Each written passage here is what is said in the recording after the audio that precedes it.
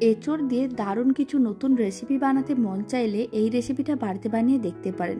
ভাত, রুটি, পরোটা যে কোনোর সঙ্গে খেতে ভীষণ ভালো হয় আর বানানো একেবারেই সহজ, খুব কম সময়ের মধ্যে রেডি হয়ে যায়। আশা করি রেসিপিটা আপনাদের ভালো লাগবে আর শেষ পর্যন্ত দেখার জন্য অনুরোধ রইল। নমস্কার, আমি রুমি, আপনাদের সবাইকে আবারও একটা দারুণ স্বাদের রেসিপিতে স্বাগত।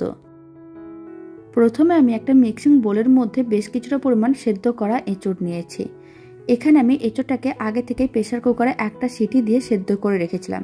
এবার আমি দিয়ে দিলাম হাফ চামচের মতন লবণ, আর আমি দিয়ে দিচ্ছি চা চামচের 4 ভাগের 1 ভাগ হলুদ গুঁড়ো।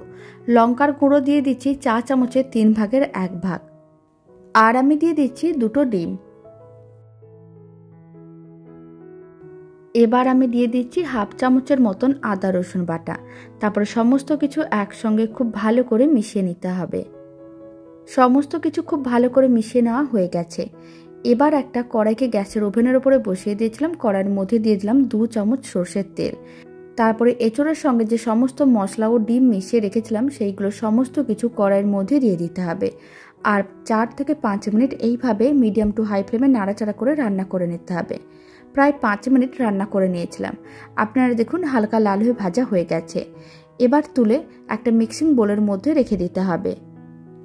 আর কড়াইয়ের মধ্যে আবারও দিয়ে দিচ্ছি 2 চামচের মতন তেল, আর আমি দিয়ে দিচ্ছি 2টো বড় সাইজের কুচনো পেঁয়াজ, আর 1 চামচ দিয়ে দিচ্ছি আদা রসুন বাটা, আর দিয়ে দিচ্ছি কেটে রাখা 2টো টমেটো। অল্প একটু দিয়ে দিচ্ছি হলুদ গুঁড়ো। এখানে আমি হাফ চামচের মতন হলুদ গুঁড়ো দিলাম, আর আমি দিয়ে দিচ্ছি হাফ চামচের মতন লঙ্কার গুঁড়ো। তারপরে সমস্ত মশলাগুলোকে একসঙ্গে খুব ভালো করে মিশিয়ে নিতে হবে।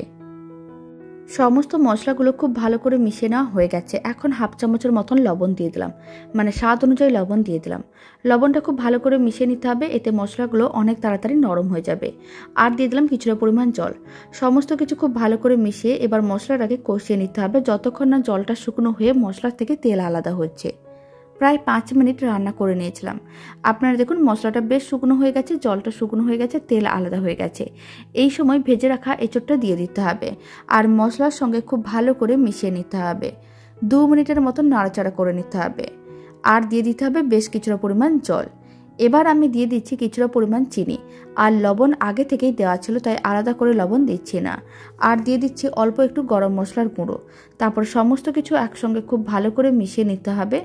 আর এইভাবে মানে মিডিয়াম ফ্লেমে আরও 6 থেকে 7 মিনিট রান্না করে নিতে হবে, যাতে রান্নাটা একটু শুকনো শুকনো হয়ে যায়।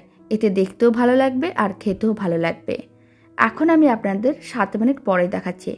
আপনারা দেখুন রান্নাটা অনেকটাই শুকনো হয়ে গেছে। এখন একবার খুব ভালো করে মিশিয়ে নিতে হবে, আর রান্নার শেষে দিয়ে দিতে হবে 1 চামচের মতন ঘি। এতে খেতে বেশ ভালো লাগে। দারুণ স্বাদের রেসিপিটা একেবারেই রেডি। গরম ভাত, রুটি, পরোটার সঙ্গে আর অন্য কিছুর প্রয়োজনও পড়বে না। রেসিপিটা ভালো লেগে থাকলে আপনারা যদি ফেসবুক থেকে রেসিপিটা দেখছেন পেজটিকে ফলো করে নেওয়ার অনুরোধ রইল। ইউটিউব থেকে দেখলে চ্যানেলটি সাবস্ক্রাইব করে নেওয়ার অনুরোধ রইল। পাশে থাকা বেল আইকনটি প্রেস করে নেবেন নতুন রেসিপির আপডেট সবার আগে পাওয়ার জন্য। তো চলুন ভিডিওটা আমি এখানে শেষ করছি। আপনারা সবাই ভালো থাকবেন, সুস্থ থাকবেন। আপনাদের সঙ্গে আবার নতুন রেসিপি নিয়ে দেখা হচ্ছে।